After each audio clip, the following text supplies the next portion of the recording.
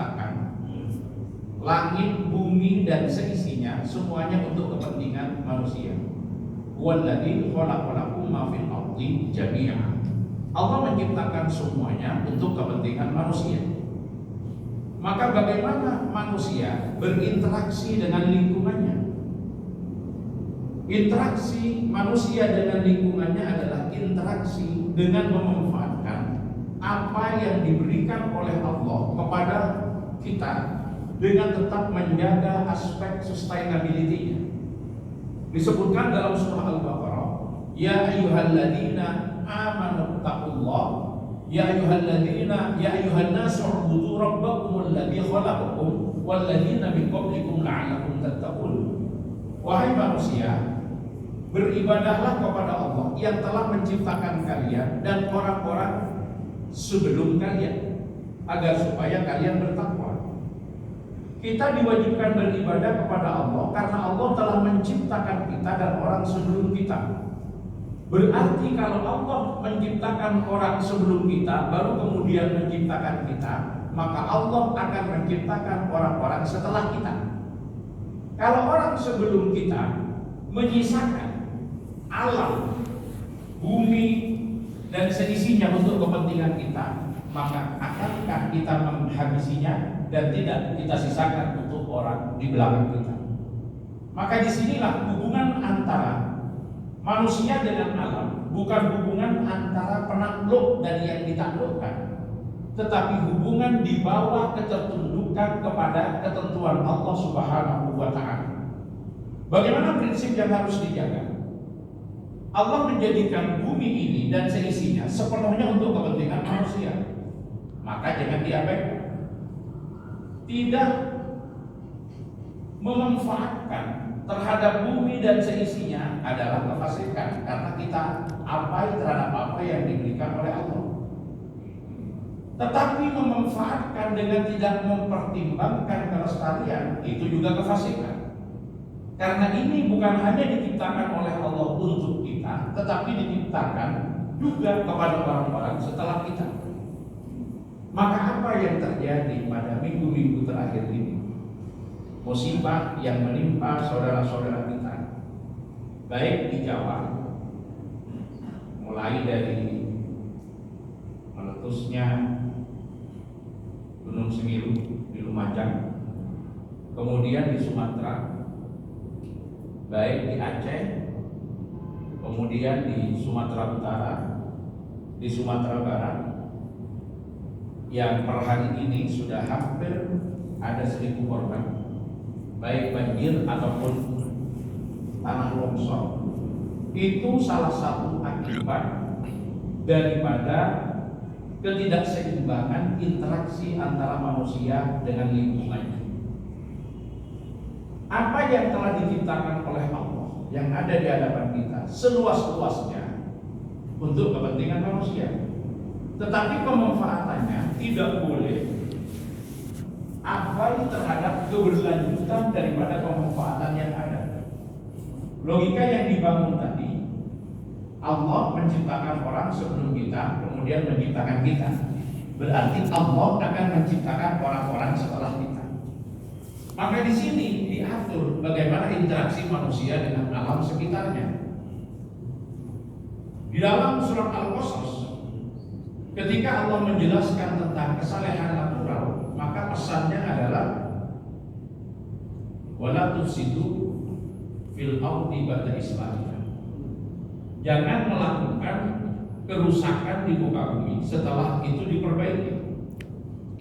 Karena sejujurnya innallaha la yuhibbul mufsidin.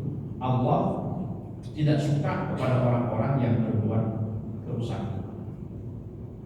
Kadang-kadang di dalam upaya untuk memanfaatkan sumber daya alam, natural resources yang diberikan oleh Allah, karena kerakusan dan keserakahan tidak mempertimbangkan apakah ini akan berdampak serius terhadap kelestarian lingkungan atau tidak.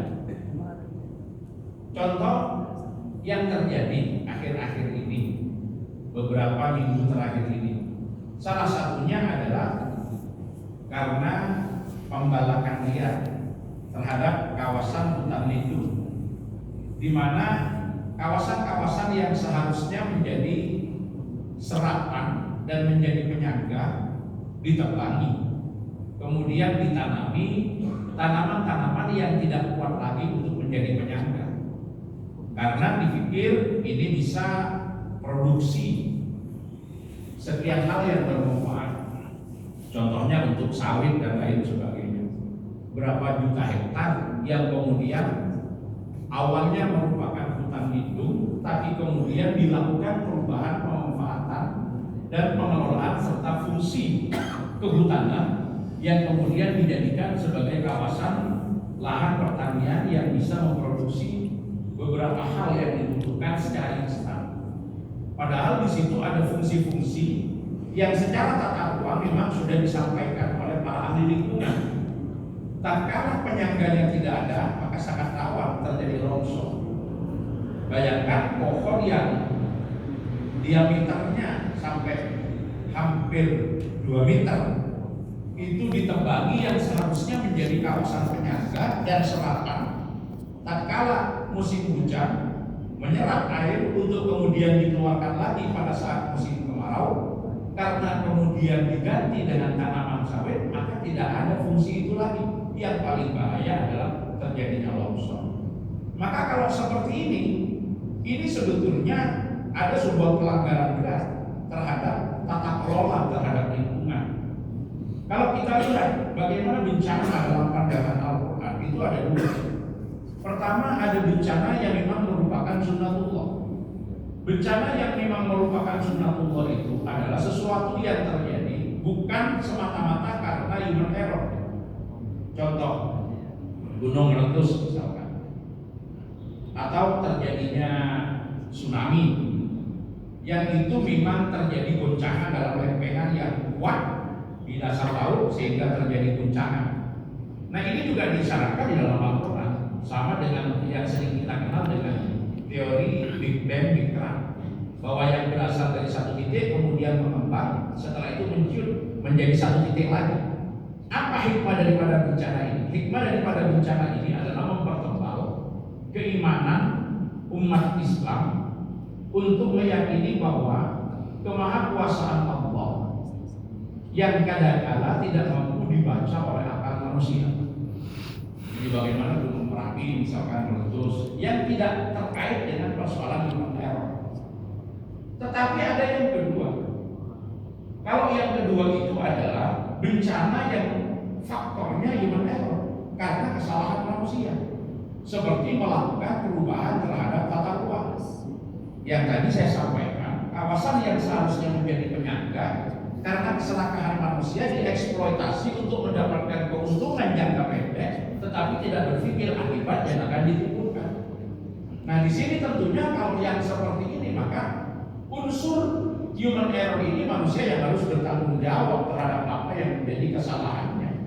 Dan di situ juga harus ada pertobatan secara nasional. Pertobatan nasional ini bukan sekedar kita melakukan istighosah untuk dihindari daripada bencana. Sekuat apapun istighosah yang dilakukan oleh bangsa Indonesia meminta kepada Allah agar dihindari dari longsor dan banjir, tetapi pohonnya ditebangi, maka itu tidak beriringan. Karena doanya dilangitkan, tapi perbuatannya adalah perbuatan yang bertentangan dengan doa itu.